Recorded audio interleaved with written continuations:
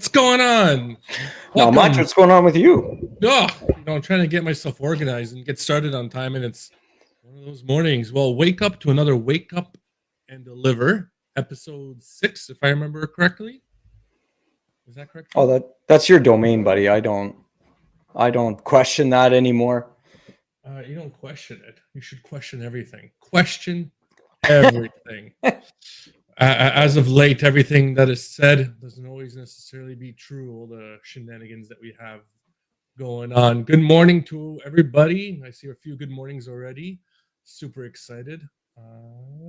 Sharing screen. Motivation of the morning. I got it up in time. Stalled enough. Yeah. Ready? Obsess over substance, not status. What endures is what matters. This is, look, this one's good. Short, sweet, to the point. I like it. Good. Now I can retire. You have the rest of the show, John. I will catch you later. All right. What a morning. What a week. A lot of different things going on, eh? Like it's normality is gone, I think. Everybody's I'm gonna get you a lapel mic if you want to keep bouncing around, because we can't hear you when you're twisting around. Sorry, is that better? It is better, yeah. I will have it close. Remember, Monday Morning Matt is what everybody is tuning in for. Well, good morning, everybody, to the radio show with John and Matt. See, right now you have just put smiles on people's faces. I do. Sorry, dealing with everything and anything as it is in the world of brokerage. I got a few cool, interesting stories. I wanted to get your hot take on them. I got a scenario. Let me start off with that. Let's just jump in. Let's just jump in. And this is a live one, a live story that's not made up. I should have my own little videos of dispatch and brokerage and customer horrors. I know John keeps saying post more videos, and I haven't in a little bit. These are my videos, that the only thing I post right now. Anyways, so this is a scenario, John. You have a delivery into a big retailer, and it's set for 6 a.m., right? Mm-hmm. And you have the gatehouse, and then beyond the gatehouse, there's truck parking, and beyond the truck parking, obviously, is the warehouse where you check in. Driver arrives early because the way his log book and the way the shipping was from one location to the next location worked out that you had to arrive early to be able to make it. He arrives early, probably like 2 a.m, right? He gets checked in, security checks him in. He's early by 4 hours for his appointment. They said, no problem. Head through the gate, park over there. Okay. Driver gets in, parks. He goes, it's 2 a.m. I'm 4 hours. I might as well shut down, save on my hours of service, and go to sleep for a little bit, right? They want me to check in at 6. He goes to sleep, and security comes by at 10 o'clock in the morning and goes, hey, you missed your appointment. You got to leave. The guy goes, what's going on? Why don't you guys wake me up? And security goes, well, in the middle of the night, it's a third party that we utilize that's not part of the process here at this retailer. They just in-gate everybody. It's still your obligation to come back at appointment time. Sorry, but now you have to reschedule.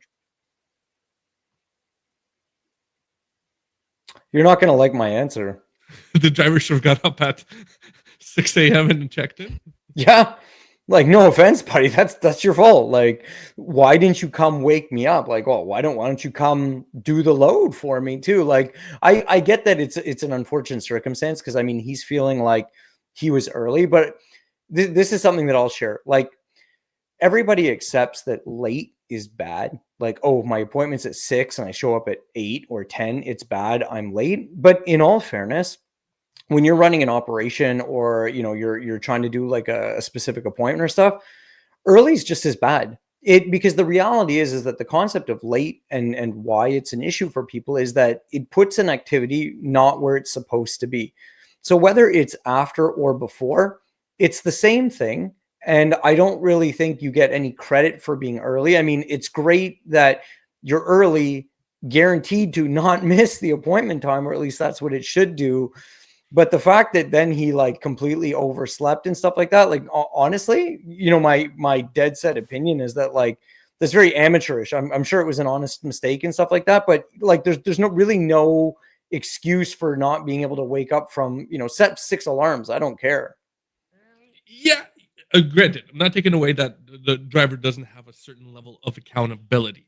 However, there has to be a little bit of a yeah, absolutely. There has to be a little bit of understanding for these delivers to work as well. Because if I'm in getting a third party, at least make note of who's here to understand that the important load that's really hot is already here. They really need it, but they're not validating it. Let's change the circumstances. Let's say if it makes a difference. What if heaven forbid something happened to the driver, he had a heart attack in his truck, right? And he's sitting there and nobody checks on him for a couple of days. Shouldn't there be a certain level of knowing who's on your yard and what is going on as a due diligence?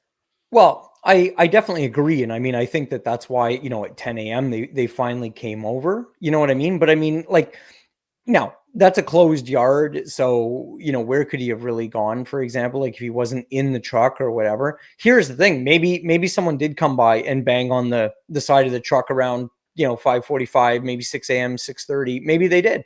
You also don't know that. I mean, like, how much effort should they have to put in, or what should they have to do to essentially make this guy hit his time? I don't disagree with you that there should be some flexibility. I mean, like, if he woke up at 6:15 and they were taking that line, I think that's a little too harsh. But 4 hours later, like, I mean, you're well into everyone else's scheduled time. And at that point, like, no offense, but like, your issue isn't everybody else's problem. Oh, I agree. What's the famous saying that an F up on your part does not constitute an emergency on my part? I get it. That is my saying that I've lived by for many years. However, there is a certain level of push and pull that should always be there. Of if he was before the gate, I 100% agree with you. But once he enters into the secure yard, it is the onus of that property to maintain what is there and what isn't there. Right. So if they had they right at 2 in the morning and they said, buddy, go to the truck stop. I want you back here at 6 in the morning. And he missed it, I completely agree with you. It's 100% on the driver. Done deal. I can't do anything. However, once you're in-gated past the security point, I think there's a little bit more of a leniency that should be there.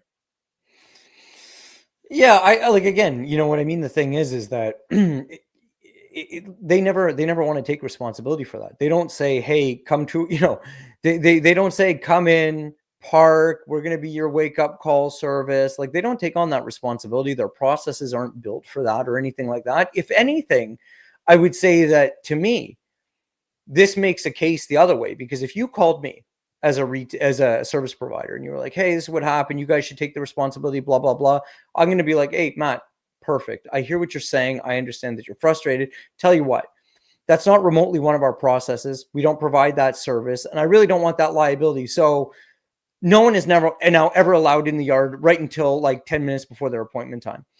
And now all of a sudden that becomes maybe a huge issue, because very often, and you're aware of this, to hit appointment times, you can't be that dead set. Almost everybody shows up a bit early, right? Whether it's 20 minutes, 40 minutes, an hour, whatever it is, because these warehouses are so stringent.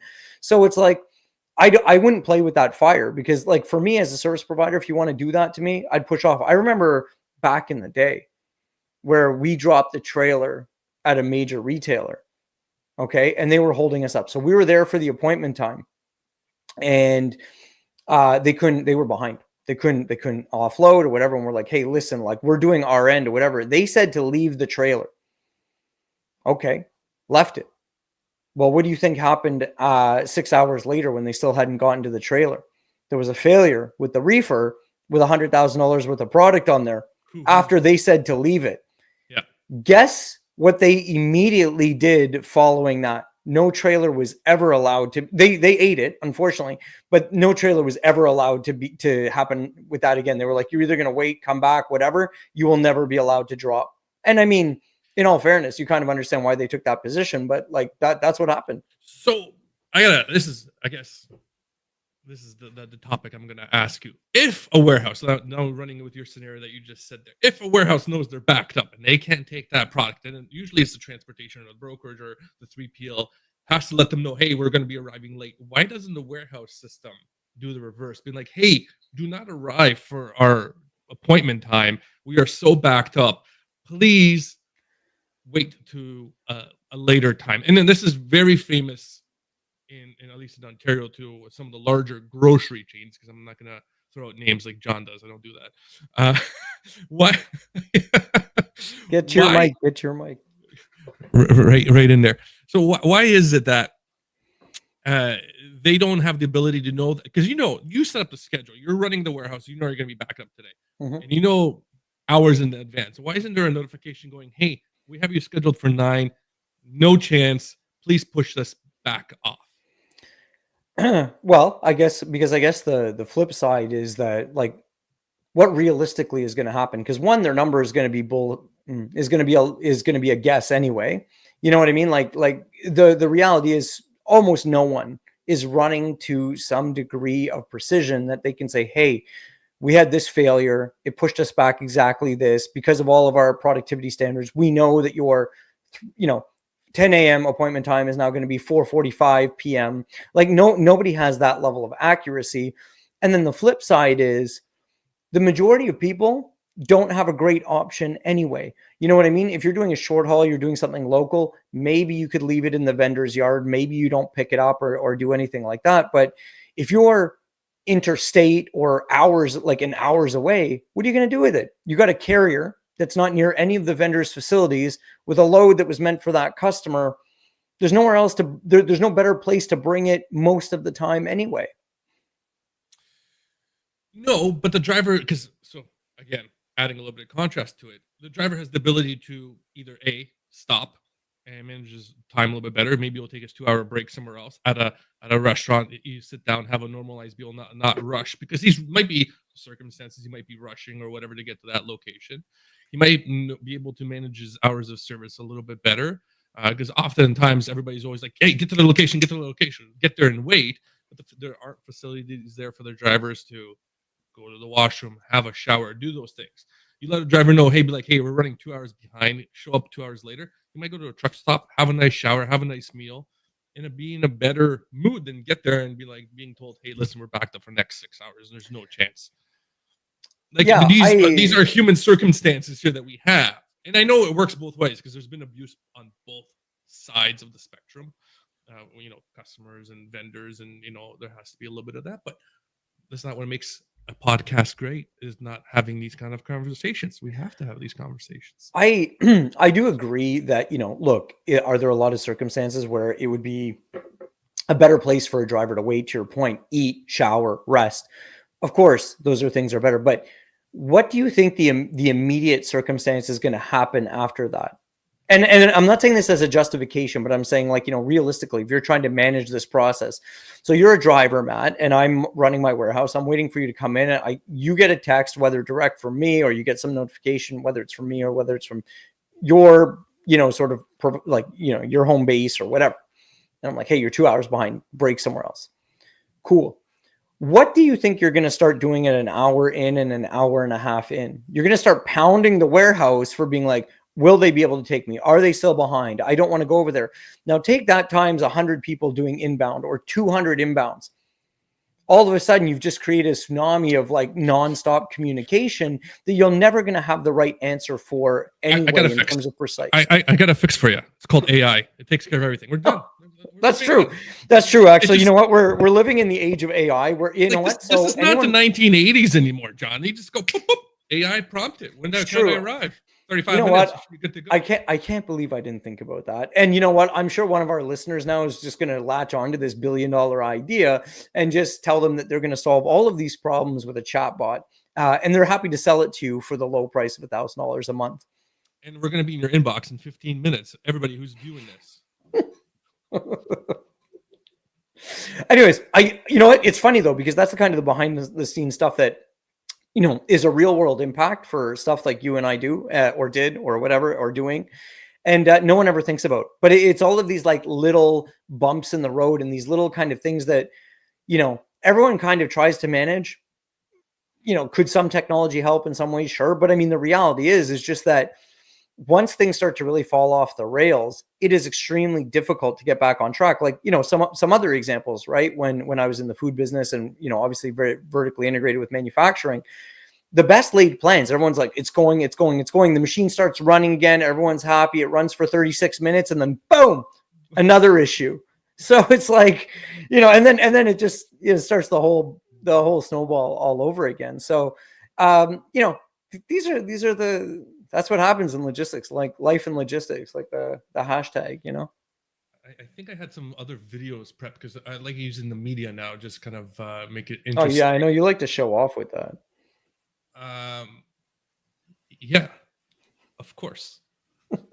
Who wouldn't? I wish you had videos that you'd ask me to use for us, John, because then I can have cool videos that are cool. I could send you lots of videos, I guess. Different stuff I find. Yeah, that'd be fantastic.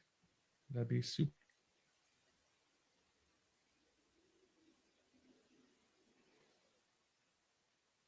It's so funny. Like, you're looking for the video and like, I'm waiting too, just with like everyone else watching. Like, I have no idea what you're going to do. You're on mute. Look at the technical challenges happening this morning. You're back. Is that back? It is, but it's on a different mic now. You're somewhere else. Sharing screens tends to fail my mic.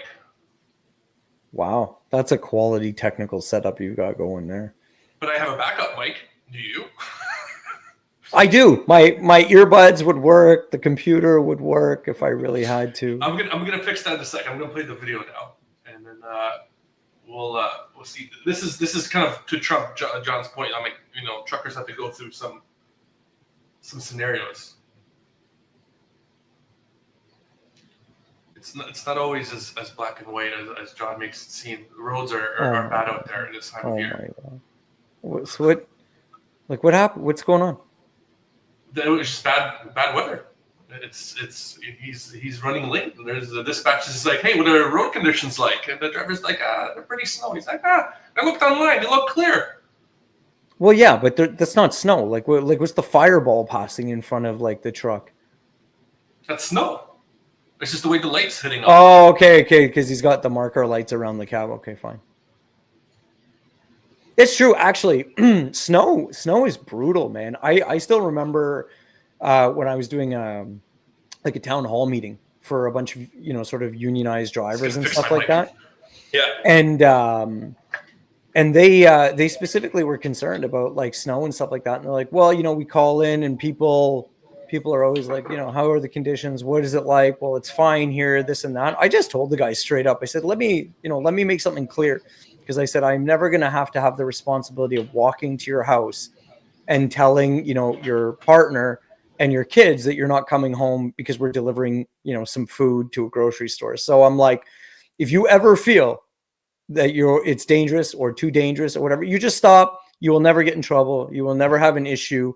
And they were like, it's funny because, a lot of people don't take that position, which I think is crazy, because no one should ever be asked to be, in those kinds of situations. Like, honestly, nothing we do is that important. Like, the person you might want to ask is like maybe the medevac kind of guy or something, where someone else is on the table or whatever, or you got someone like, in dire straits in the back of your ambulance.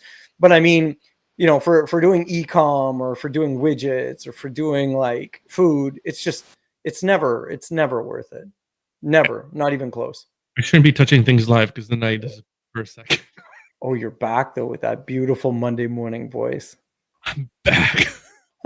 you're right. Today we're just full of comedy, I guess. Yeah, I was having issues too with I was telling you, where is it here with the logos? It wouldn't work properly. Had to like do it super manually. Just guys, with Monday morning, I got a case of the Mondays up on Wake Up and Deliver today. It's crazy.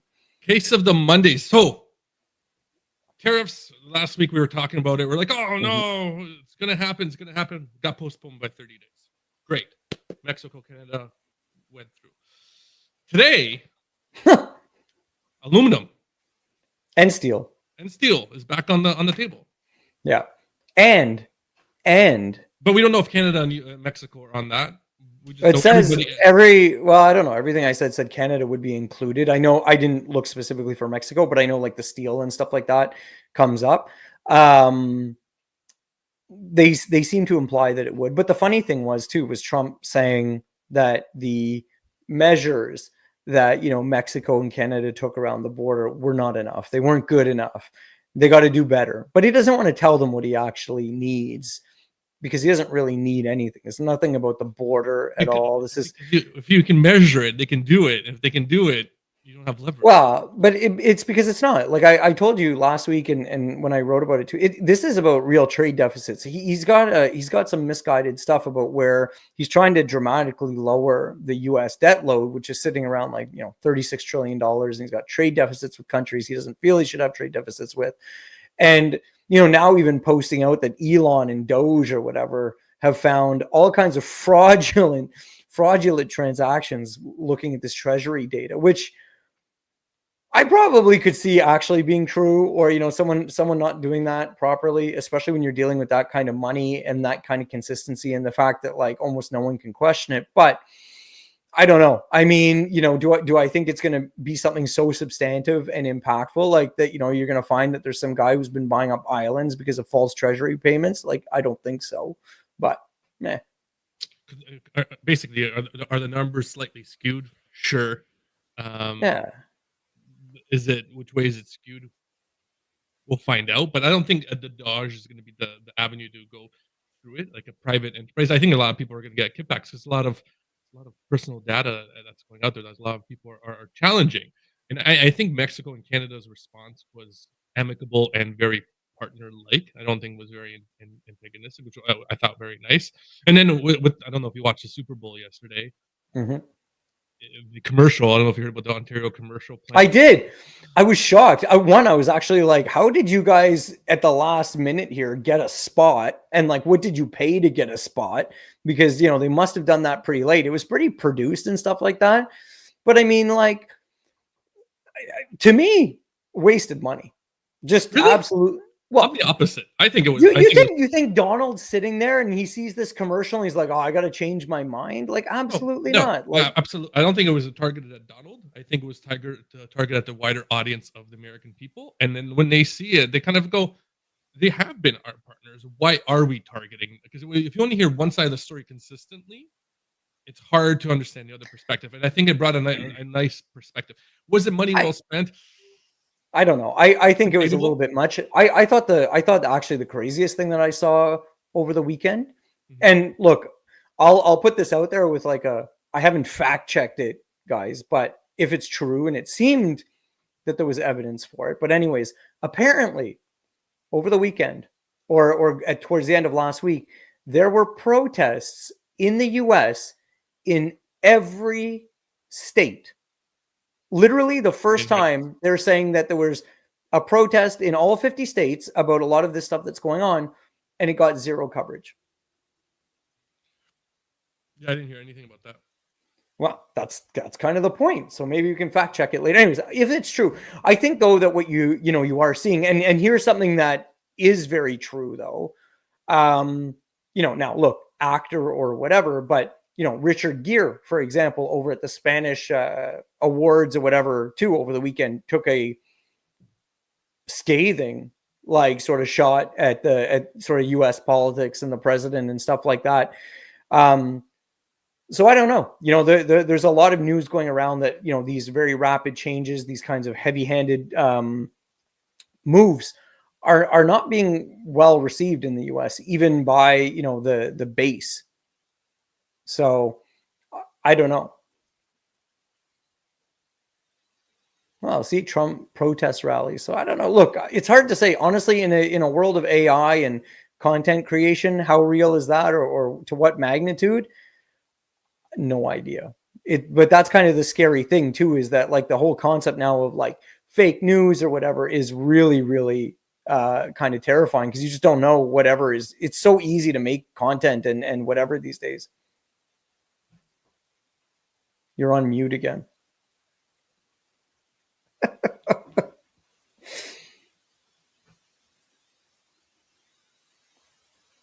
It's it's this weird glitch that happens when I share screens, and I don't know why. It's between my microphone and sharing Which which also is not running. You're back to the distant mic, but we hear you. I don't appreciate you calling things out there.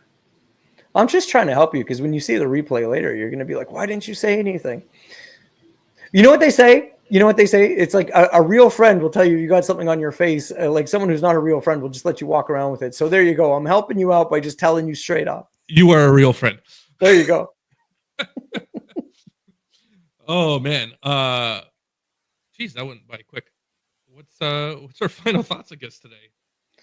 Yeah, I don't know. I think let drivers wake up drivers when they arrive at your location. Keep track of them. I agree with you, John. That is a great message to go by. That's from your experience. All right. Yeah, definitely.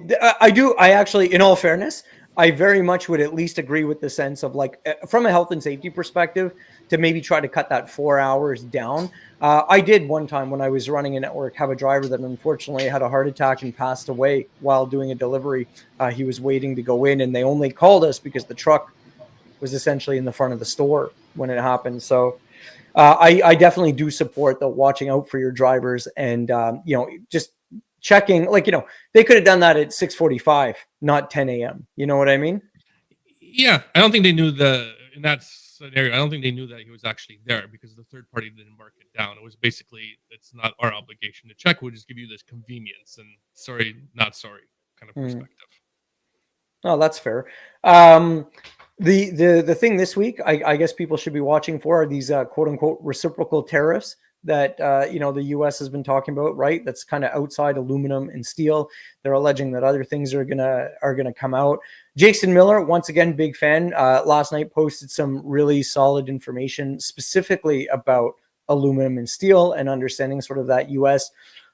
Dynamic, a little bit less of an impact than everything else. I think he said, between the U.S. and Canada, those two things are essentially 75% covered. So it's not a big impact from the rest of the world. But obviously there are some things, again, around the concept of Chinese steel, which has been, sort of penetrating the U.S. market for some time. Yeah, the thing with the Chinese steel, though, is that China reply back to like, they don't send that much into the U.S. So it's not a big deal for them. And a few other countries said the same thing. Again, it from the news, it seems like it's very much targeted on the big steel producers, which is Canada and Mexico for the United States. Yeah, no, definitely. I think it's just another way to grind. The funny thing is, some people were doing the math and they're like, the U.S. steel producers have decided to get greedy and they've increased their prices. So even with the tariffs, it's still cheaper to buy Canadian steel, which I thought was very short-sighted and funny. I think, though, that they might be banking on the fact that there might be not just tariffs, but actually either guidance or expectations. Because if they got to layering in some of these things with some kind of concept of requiring a percentage of domestic within like anything that you make, that kind of throws off the tariff thing anyway. If it's like, hey, you can buy foreign steel and you can pay the tariffs on it, but any project that you do has to have 50, 60, 70% domestic in it. You know what I mean? Kind of like what they've done a little bit with the USMCA agreement with some of the concepts of like, what would constitute, origin and things like that. Absolutely. Yeah. On that note, continue waking up and delivering, as we say, every day. We'll catch you next week once again at the same time, same bat channel, same delivery time, same delivery channel, same delivery door. There you go. Same dock, same door. Same dock, same door, same time. And we won't miss our appointment time by 4 hours next week. We won't sleep in. We'll be here. And if we can't, we'll have someone else in our spots. That's how dedicated we are to me and you and all of our listeners. That note, I am ending now.